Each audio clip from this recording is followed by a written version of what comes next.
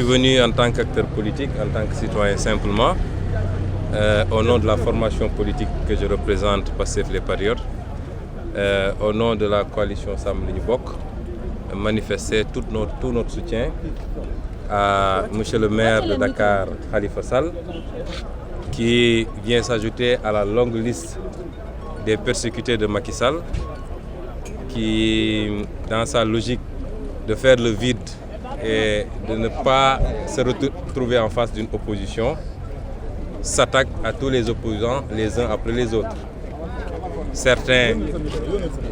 Pour certains, ils s'attaquent à leur profession, pour d'autres, ils s'attaquent à leur vie privée, pour d'autres encore à des histoires farfelues de gestion. Et je pense que s'il fallait chercher des problèmes de gouvernance et de gestion, il faudrait aller le chercher dans le régime de Macky Sall, qui est le régime qui a enregistré le plus de scandales financiers de toute l'histoire du Sénégal en un temps aussi court. Nous sommes donc venus apporter ce soutien et rappeler au président Macky Sall que l'instrumentalisation de la justice et l'utilisation de l'appareil d'État à des fins de règlement de comptes politiques ne passeront pas. Je crois qu'il y a énormément de rapports de l'IGE sur sa table qui épinglent même des ministres qui siègent avec lui au Conseil des ministres tous les mercredis.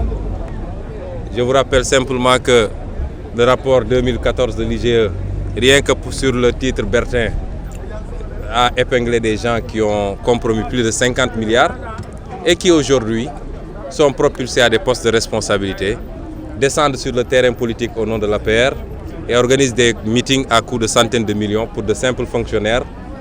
Et c'est ces questions-là qui nous interpellent tous et nous lançons un appel également à la justice.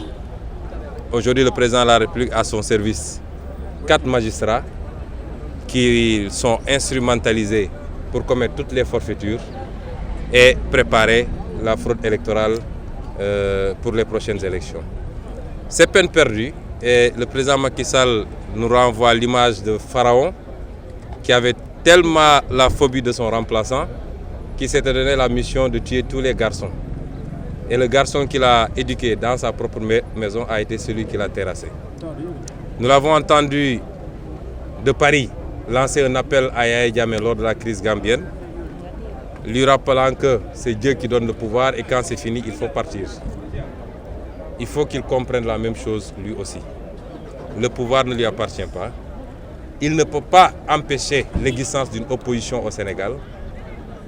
Le jeu démocratique sénégalais est le fruit d'un long processus et d'un combat. S'il en est aujourd'hui là, c'est qu'il a pu être lui-même opposant.